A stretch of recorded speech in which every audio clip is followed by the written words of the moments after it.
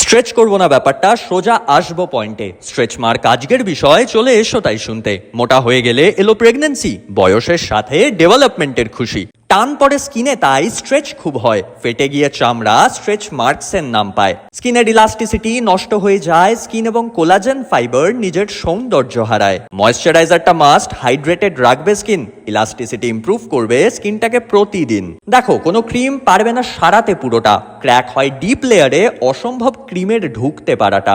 লাগাতে পারো retinoids, vitamin A থেকে তৈরি। হাইলিউরনিক অ্যাসিড লাগালে দাগ হবে না খয়েরি। আগেই বললাম যে এটা ফাটে ডিপ লেয়ারটা, ডার্মিস বলে এটাকে, ইলাস্টিসিটি রাখে যেইটা। ক্রিম তাই করে না কাজ, পৌঁছয় না গভীরে।